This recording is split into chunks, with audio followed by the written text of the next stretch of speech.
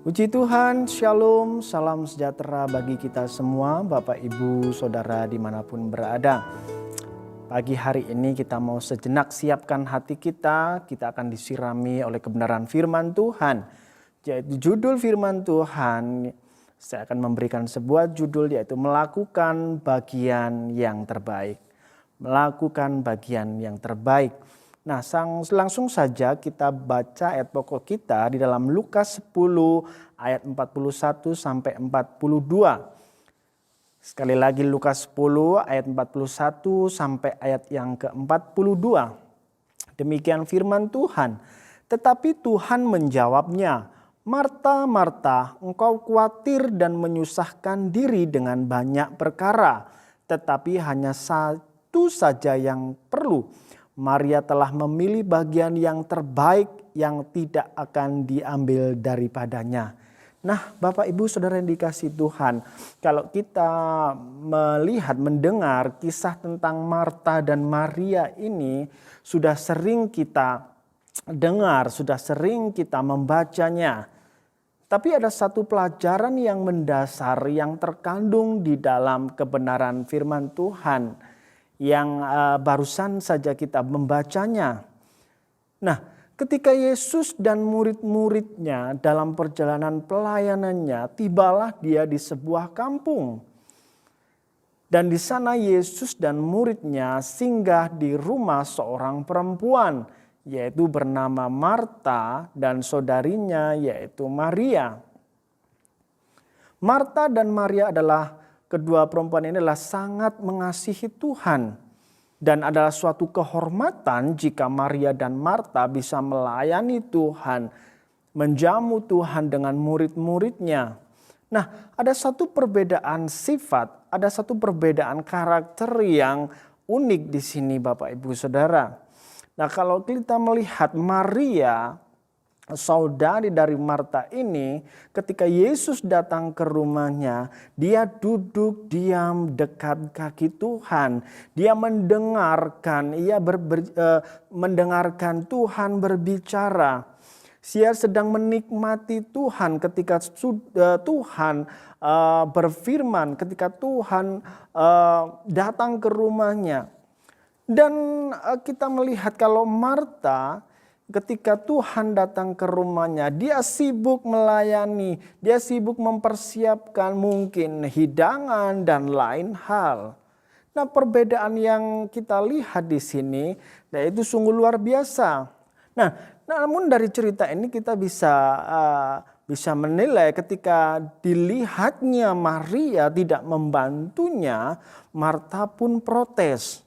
Kita lihat di ayat yang ke-40. Sedang Marta sibuk sekali melayani. Ia mendekati Yesus dan berkata, "Tuhan, tidakkah engkau peduli bahwa saudaraku membiarkan aku melayani seorang diri? Suruhlah dia membantu aku." Nah, ini wujud protes Marta kepada Tuhan. Namun jawaban Yesus sangat mengejutkan di ayat yang ke-41, 42 yang sudah kita baca. Tetapi Tuhan menjawabnya, "Marta, Marta, engkau khawatir dan menyusahkan diri dengan banyak perkara." Ini jawaban yang sungguh mengejutkan. Nah, dari cerita ini kalau kita bisa melihat, ya, ini adalah gambaran hidup kita, ya, gambaran hidup manusia. Seringkali kita menyusahkan diri kita sendiri dengan memikirkan banyak perkara-perkara yang fana. Kita hanya sibuk memikirkan perkara-perkara lahiriah. Fokus kita mungkin hanya pekerjaan, fokus kita mungkin hanya sebuah bisnis, fokus kita mungkin ada pencapaian-pencapaian yang belum kita capai. Nah, kadang-kadang ini membuat kita bisa mengalami kelelahan secara fisik dan emosional. Kadang-kadang ini juga menyebabkan kita stres dan kita kehilangan semangat dan itu menimbulkan suatu persungutan di dalam kehidupan kita.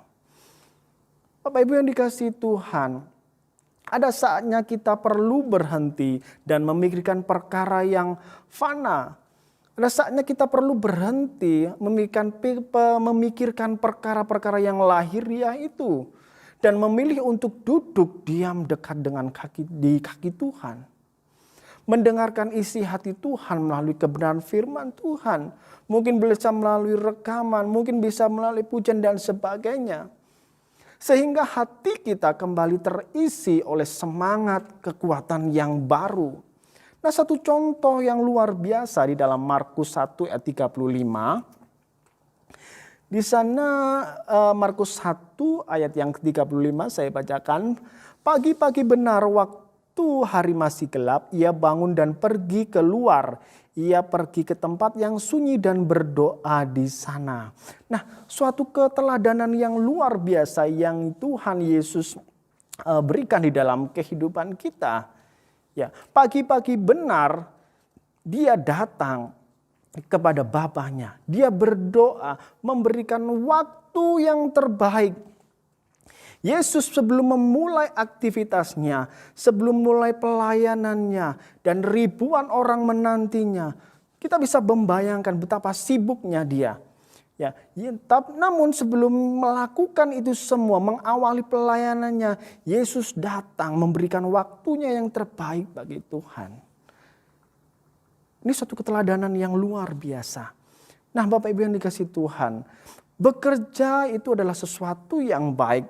Ya, bisnis adalah sesuatu yang baik, tapi bagian yang terbaiknya sebelum kita mengawalinya, sebelum kita mengawali pekerjaan, bisnis dan sebagainya, kita memberikan hati kita memberikan waktu kita, bagian yang terbaik bagi Tuhan di pagi hari. Saya percaya ketika kita melakukan bagian kita yang terbaik, maka kebaikan selanjutnya akan menyertai kehidupan kita sepanjang hari ini. Oleh sebab itu firman Tuhan mengingatkan kita, mungkin hari-hari ini ada kebaikan-kebaikan, bagian yang terbaik itu sudah mulai luntur, bahkan sudah mulai tenggelam di dalam kehidupan kita. Mari firman Tuhan mengingatkan kita, awali harimu dengan melakukan yang terbaik bagi Tuhan. Beri hatimu kepada Tuhan. Maka kebaikan-kebaikan akan menyertai, maka kebaikan itu akan menyertai kita sepanjang hari. Damai sejahtera Allah menyertai kehidupan kita. Inilah firman Tuhan. Firman Tuhan mengingatkan kita, mari lakukan bagian kita yang terbaik. Maka kebaikan itu akan menyertai kita sepanjang hari ini. Mari kita berdoa bersama saya. Bapa dalam surga, kami mengucap syukur bahwa Engkau melakukan yang terbaik dalam kehidupan kami. Sebab itu Tuhan, kami akan memberikan hati kami yang terbaik Tuhan bagi Tuhan. Mengawali segala sesuatunya dengan Tuhan.